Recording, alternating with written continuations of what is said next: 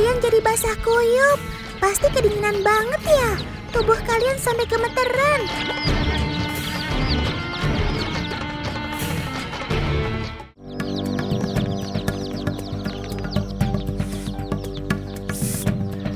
Waduh, Otan harus bagaimana ini?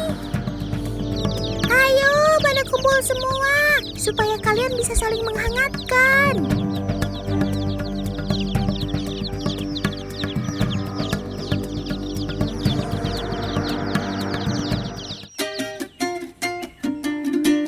Anak ayam broiler atau biasa disebut dog ini merupakan hasil penetasan yang dilakukan oleh para peternak teman.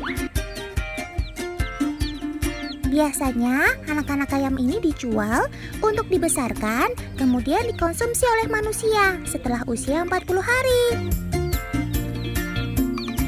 Tapi tak jarang kalau anak ayam ini dijual sebagai mainan dengan dicat kayak tadi, teman. Kasihan kan? Soalnya banyak juga loh efek dari cat berbahan kimia ini bagi hewan. Dan kalau ia berhasil tumbuh hingga dewasa, efeknya tidak hilang begitu saja. Kalian dengar deh penjelasan Bu Dokter biar tambah waspada. Jadi banyak sekarang ya burung dan ayam itu yang dicat. Yang kita khawatirkan adalah catnya itu cat kimia yang biasa dipakai untuk pewarna tekstil. Nah, itu pewarna itu bisa menyerap ke dalam pori-pori ayam dan akan tersimpan di dalam tubuh ayam karena si pewarna itu tidak akan hilang dengan pencucian. Jadi bahayanya itu akan mengakibatkan si ayam itu bisa terkena penyakit kanker karena zat pewarna itu bersifat karsinogenik. Aksi Onom tidak bertanggung jawab ini sungguh mengerikan, teman. Ayam ini pun berbahaya jika kita konsumsi.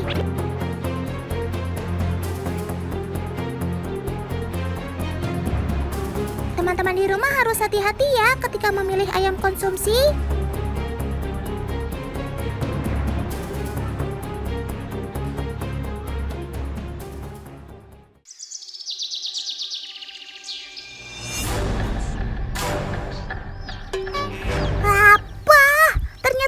Ini nih biang keroknya.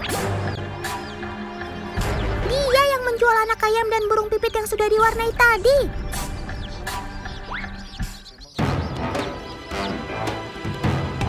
Teman-teman di rumah nggak boleh membeli hewan-hewan yang diwarnai ini ya. Ketika kalian membeli hewan ini, artinya sama saja dengan terus melanggengkan praktek mengecat binatang demi terlihat lucu.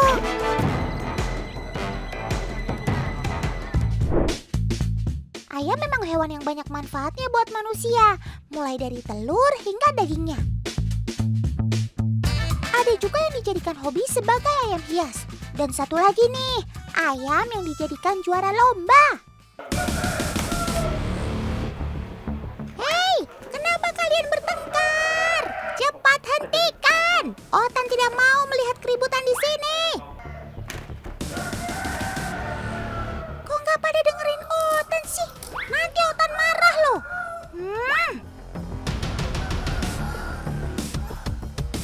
Ya beginilah teman kalau kedua pejantan bertemu. Sama-sama nggak mau ngalah dan pinginnya menang terus. Jangan dicontoh ya teman. Ngomongin soal ayam laga, tradisi ini rupanya sudah ada di legenda zaman dulu teman. Salah satunya legenda Cindelaras dan ayam saktinya.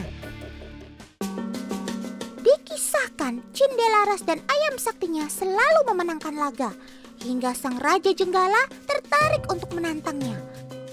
Pertarungan kedua ayam jago itu pun akhirnya dimulai. Ayam milik Cindelaras rupanya mampu menaklukkan ayam terbaik milik Raja Jenggala Raden Putra. Anehnya, sang ayam lalu berbicara, "Kukuruyuk, tuanku adalah Cindelaras. Dia lahir di hutan dan dia adalah anak Raja Jenggala Raden Putra." Sang raja pun kemudian memastikan kebenarannya. Rupanya Cindelaras dan ibunya adalah korban rencana jahat, teman. Lalu akhirnya mereka pun bersatu di kerajaan. Berawal dari adu ayam laga malah jadi keluarga ya. 1, 5, 10. Wah, Otan gak sanggup untuk menghitungnya. Banyak banget ayamnya. Yap, ini dia salah satu peternakan ayam laga terbaik yang ada di Indonesia. Lokasinya ada di daerah Cibinong, Kabupaten Bogor. Eits, jangan dikira ini ayam jantan biasa ya. Soal harga, ada yang tembus sampai 350 juta per ekor loh. Mungkin bagi masyarakat awam, harga tersebut terbilang tidak masuk akal. Tapi berbeda dengan para penghobi. Mereka rela mengeluarkan uang sebesar apapun untuk mendapatkan ayam terbaik yang sering menjadi juara. Ini dia ayam-ayam terbaik, mulai dari si Bewok Salim, Jalak Salim, Aladin, dan Syektai. Meskipun sudah banyak yang nawar dengan harga tinggi, tapi Pak Idris tidak sama sekali tergiur untuk menjualnya. Kenapa? Karena Pak Idris percaya kalau ayam terbaik lahir dari indukan terbaik juga. Ayam champion tentunya lahir dari daerah champion. Pasti ada ayam yang champion lahir dari daerah yang tidak champion. Tapi itu mungkin 1001 kemungkinannya. Wah, Otan kira ayam lokal maupun impor kualitasnya sama saja tuh kalau sudah di atas ring. Ternyata salah. Selain memiliki darah juara, ayam-ayam laga di sini juga mendapatkan porsi latihan layaknya atlet loh. Ayam laga yang tangguh, agresif, dan bertenaga pastinya menjadi idaman bagi siapapun yang memilikinya. Nggak percaya? Mari kita lihat dengan seksama ya. Kali ini agen Otan, Kak Cantika, bakal menguji kemampuan ayam-ayam petarung milik Pak Idris. Dimulai dari tes lompatan nih. Si ayam akan kita masukkan ke dalam kotak setinggi 110 cm. Kira-kira mampukah Sobat Otan menaklukkannya? Mari kicop, mari kita coba. 1, 2, 3. Wah, berhasil! Dengan mudah Sobat Otan menaklukkan tantangan ini, teman. Lihat kemampuan dia melompat. Sungguh luar biasa kan, teman? Tidak perlu pakai ancang-ancang, tapi dia mampu melompat melebihi 3 kali lipat tinggi tubuhnya tuh. Kermaks, keren maksimal. Latihan lompat ini bertujuan untuk membentuk otot paha dan kaki, sekaligus kekuatan sayapnya, teman. Latihan lompat secara rutin juga dapat membuat kuda-kuda ayam menjadi kokoh dan tidak mudah jatuh. Pantas ketika berlaga di arena tadi, dia mampu melompat berkali-kali tanpa sekalipun terjatuh ya. Ternyata ini rahasianya. Hei, apa yang Kak Cantika lakukan? Berbahaya! Nanti Sobat Otan bisa tenggelam.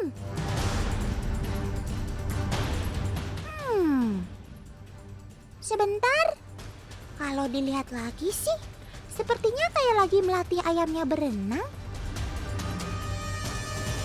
Iya, Otan ingat. Selain latihan lompat dan lari, latihan renang merupakan salah satu treatment yang wajib dilakukan oleh ayam petarung. Hal ini bertujuan untuk membuat nafas si ayam menjadi lebih panjang tuh.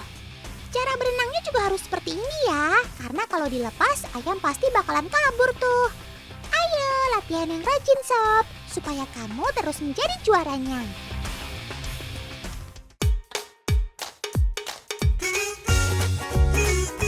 Wah, kenapa kamu doyan makan telur rebus dan tomat sob? Bentar, Otan ingat, selain latihan rutin, ayam laga ini juga perlu asupan khusus untuk membantu pertumbuhan otot tubuhnya. Telur mengandung asam amino dengan kandungan protein yang cukup tinggi. Sedangkan tomat kaya akan serat, vitamin, dan mineral yang pastinya baik untuk kesehatan ayam. Memang gak main-main ya kalau mau jadi atlet.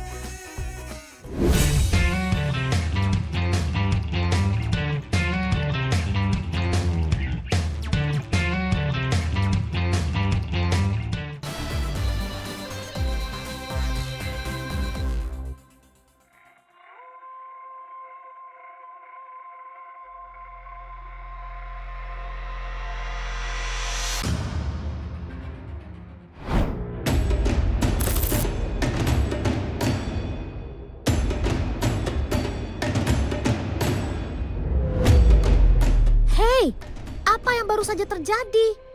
Saking cepatnya, Dolpino sampai kelewatan kejadiannya. Oke, Om Editor, bisa kali diputar ulang?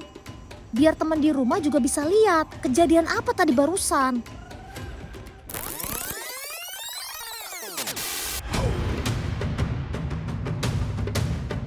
Wow, rupanya kamu burung hantu salju, Tosop. Agak beja ya, alias beda jauh sama si Burhan yang kita kenal. Pertama, burung hantu salju adalah hewan diurnal, teman, alias aktif di siang hari. Makanya dia berburu di siang hari bolong begini. Kedua, warna bulunya putih. Jadi bisa berkamuflase sempurna sama lingkungannya yang bersalju. Saat terbang menyerang, sayapnya senyap tanpa suara dan tidak membuat curiga si tikus. Kali ini Dolpino mau bilang, keren.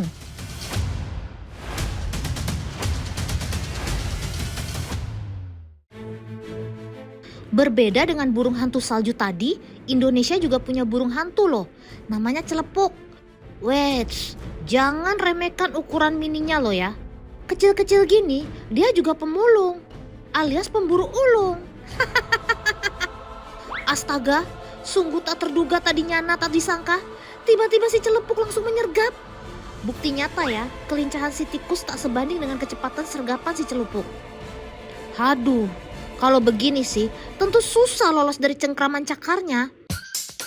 Cakar si burung celepuk memang sangat kuat dan tajam, teman. Dengan naluri buasnya, sekali terkam, ia mampu membuat mangsanya lumpuh tak berdaya. Si celepuk memang termasuk hewan nokturnal alias aktif di malam hari. Tapi bukan berarti ia tidak bisa berburu di terang hari. Burung celepuk memang punya pendengaran yang tajam. Rupanya tadi ia telah mengetahui keberadaan tikus yang keluar dari serasa pohon. Otomatis ia langsung sigap mengikuti gerak sasarannya. Penglihatannya juga sangat tajam. Pisau kali ah.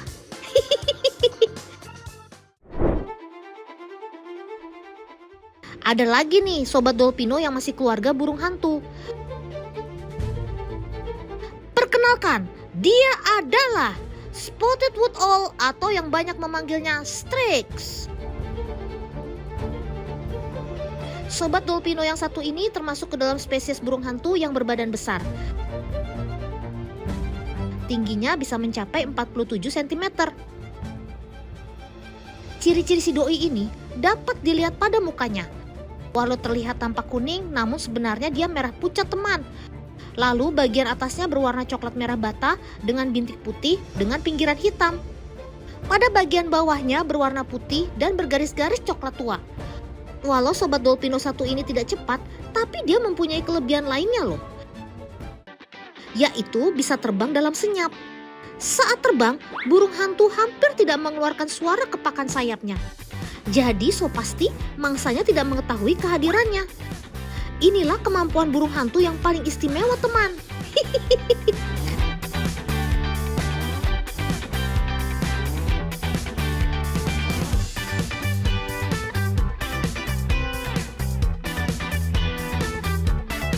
Untuk membuktikannya, Dolpino sudah menyiapkan kapuk di atas lintasan terbang nih.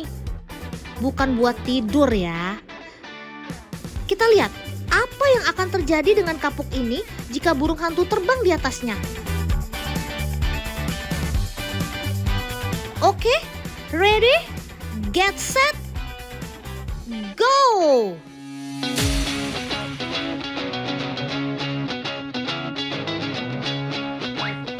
Luar biasa, teman.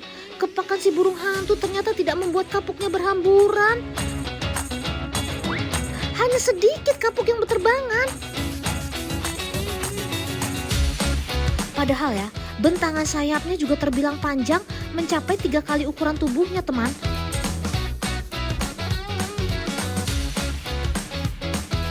Lalu apa yang akan terjadi dengan kapuk jika burung lain yang terbang di atasnya? Yuk kita lihat, teman.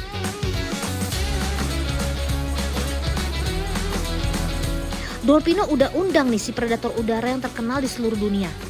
Mari kita sambut burung elang.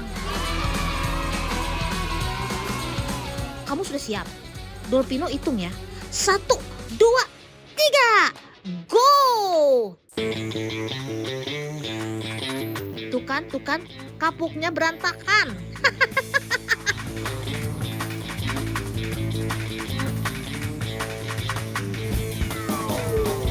Jumlah kapuk yang berhamburan jauh lebih banyak, teman. Ini karena burung elang mengepakkan sayapnya lebih cepat daripada kepakan si burung hantu. Terbukti sudah kalau si burung hantu ini adalah penerbang yang handal tanpa suara. Hebat banget kamu, Sob. Teman, di Kabupaten Ngawi, Jawa Timur ada sobat Dolpino yang bersahabat dengan petani loh. Ada yang tahu? Yap, betul banget teman. Dia adalah Tito alba atau ada yang menyebutnya juga serak Jawa. Spesies burung hantu berukuran besar ini bersahabat dengan petani karena merupakan predator hama di sawah. Alias agen hayati pengendali tikus tuh. Bahkan burung hantu memiliki peranan yang sangat penting dalam lingkungan, yaitu sebagai top predator atau pemangsa puncak pada rantai makanan ekosistem sawah. Jadi ia merupakan sahabat para petani.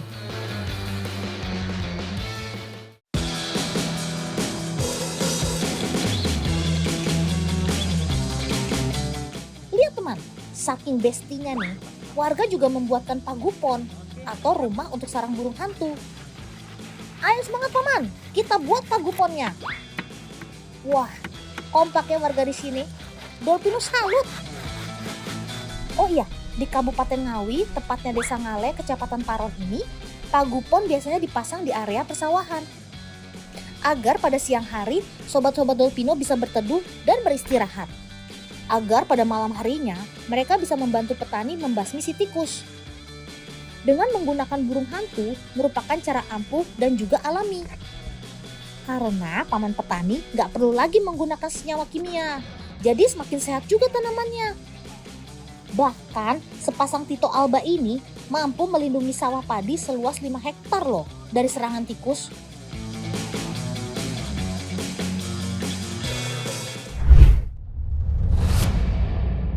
Teman, ternyata burung hantu ini juga tak lepas loh dari mitos atau cerita kepercayaan yang berkembang di masyarakat.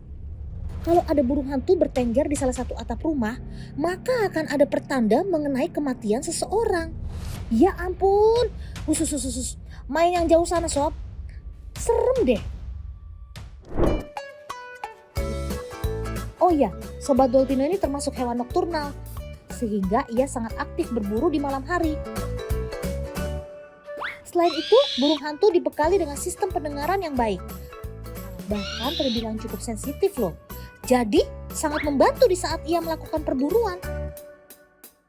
Oh ya, ternyata telinga Tito alba ini mirip juga dengan manusia, berada di sisi kiri dan kanan. Letaknya yang berada di samping kepala dan tertutup bulu-bulu. Ukuran telinga burung hantu juga terbilang lebar. Oh ya teman, sobat Dolpino ini juga memiliki telinga asimetris loh, di mana telinga kanan lebih tinggi dibandingkan telinga kirinya. Hal ini membuat burung hantu lebih peka terhadap sumber bunyi dan menjadi modal utama ketika berburu mangsa. Oh ya, kemampuan pendengaran sobat Dolpino ini berada di antara frekuensi lebih dari 5 kHz loh. Yang artinya langkah tikus pun mampu ia dengarkan. Permaks kamu sob.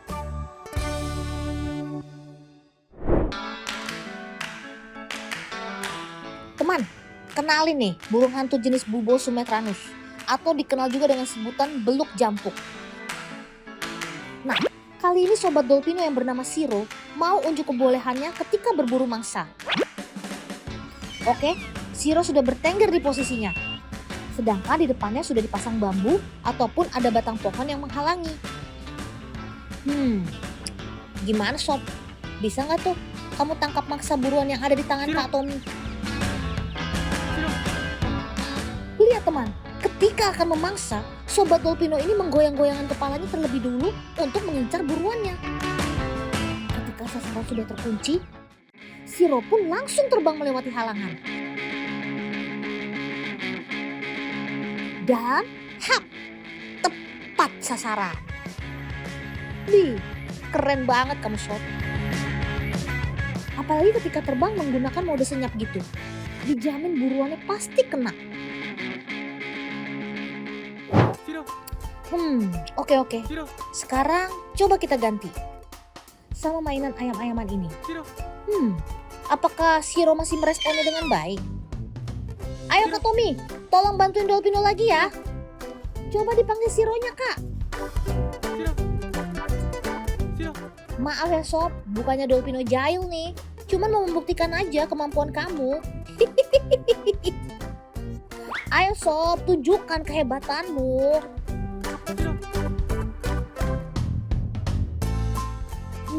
Keren juga kamu. Ternyata nggak ketipu ya.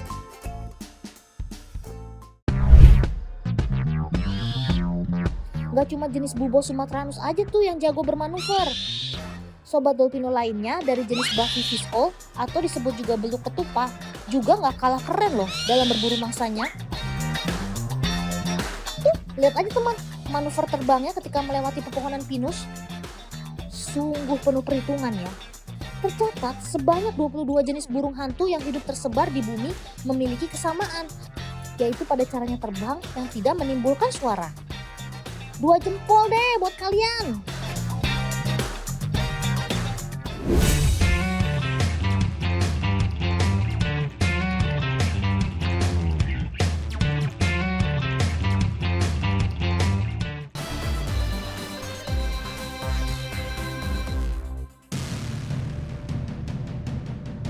Teman, semua hewan di dunia dibekali senjatanya masing-masing untuk menyerang ataupun bertahan.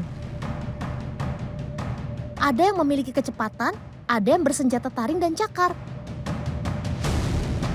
Tapi rupanya di Indonesia ada banyak Sobat Dolpino yang dibekali dengan racun yang mematikan. Ada yang tahu sianida? Nah, Sobat Dolpino berikut ini punya racun yang lebih kuat dari sianida loh. Weh. Ngeri kan?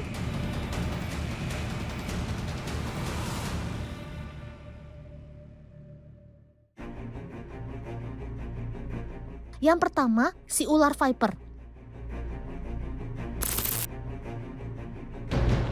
Ada 350 spesies viper di seluruh dunia. Semua punya bisa berjenis hemotoksin yang bekerja menyerang darah. Salah satunya viper kayu alias bandotan pohon ini. Sesuai namanya, dia ahli berkamuflase mirip dengan batang kayu.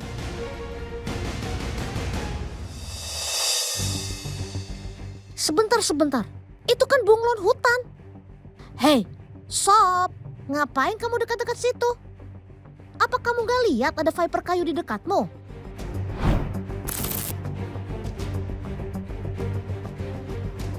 Nah kan, apa Dolpino bilang? Kamu tergigit taring bisanya deh. Ya Tuhan, ini tentu gawat.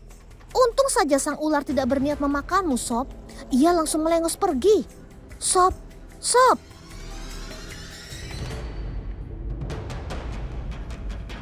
Kamu masih dengar Dolpino kan? Haduh, sepertinya si bunglon mulai melemah. Bisa si viper akan menyerang dan merusak sel darah merah, teman. Padahal sel darah merah kan berfungsi untuk mengedarkan oksigen dari ke seluruh tubuh. Tanpa oksigen yang cukup, tubuh bisa lemas. Tuh kan, lihat, dia mulai lunglai. Sob, maaf ya, Dolpino gak bisa menolong kamu.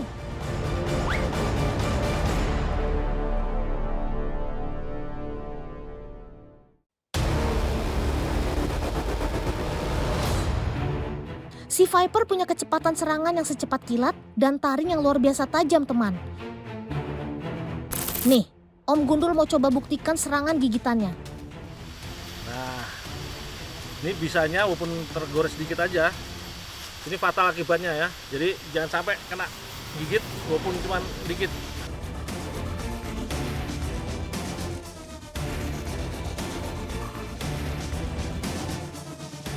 Wah, sedikit kesenggol giginya aja balonnya bolong. Tuh lihat, airnya sampai mancur begitu. Wih, dari gerakan lambat bisa terlihat. Perhatikan deh, saat menyerang si ular dengan cepat membuka mulutnya. Dan, nah, tiba-tiba saja taringnya keluar dari sela-sela kulit di rahang atasnya.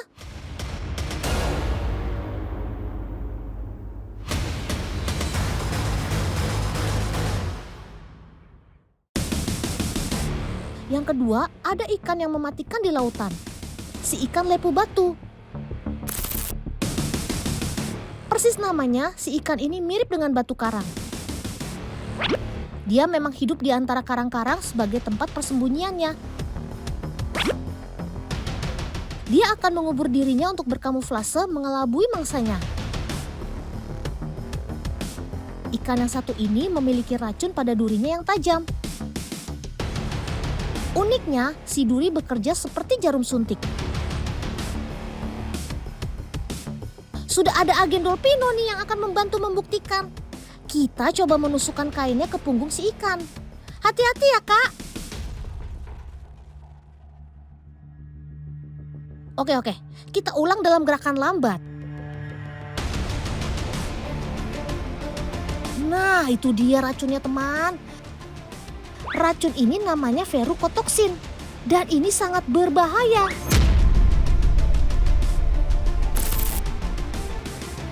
Racunnya bisa menyebabkan rasa nyeri, demam, gangguan pernapasan. Jika tidak langsung ditolong, bisa mengakibatkan kematian. Ih, serem kan?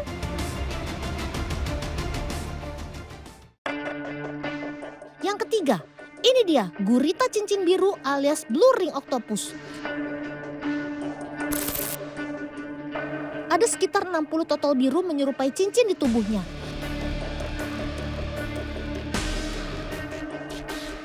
Kalau lihat gurita yang ada biru-birunya begini, mending jauh-jauh deh biar selamat. Di balik ukurannya yang sekecil jeruk nipis, gurita cincin biru ternyata memiliki racun yang sangat mematikan. Bahkan racunnya ini 1000 kali lebih mematikan dari sianida. Wow.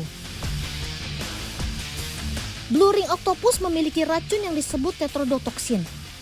Menurut penelitian, satu tetes saja sanggup membunuh 26 orang dewasa loh, hanya dalam tempo 1 menit. Makanya gurita cincin biru disebut-sebut sebagai makhluk laut paling mematikan yang ada di planet bumi. Dolpino kasih bukti ya. Sekalipun ukurannya kecil, dia justru membuat makhluk laut yang lebih besar ketakutan. Tuh lihat, ikan ini langsung membatalkan niatnya memangsa si gurita. Begitu menyadari cincin-cincin birunya berwarna terang menyala. Keren kan?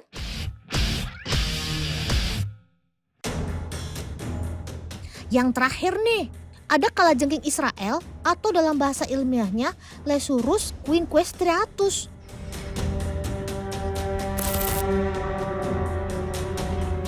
Jangan pernah macam-macam dengan sobat Dolpino 1 ini ya. Di dunia terdapat 2000 jenis kalajengking loh. Untuk menentukan tinggi rendahnya kadar racun bisa dilihat dari ciri fisiknya. Kalau capitnya lebih besar dari ekornya, artinya racunnya rendah. Tapi kalau capitnya lebih kecil dari ekornya, bahaya. Karena kadar racunnya cenderung tinggi. Lihat tuh, capitnya kecil banget. Artinya senjata utamanya ada pada racunnya. Kalajengking ini juga disebut sebagai deathstalker alias pengintai kematian. Gak main-main teman, jenis ini adalah jenis kalajengking paling berbahaya yang bisa menyebabkan kematian.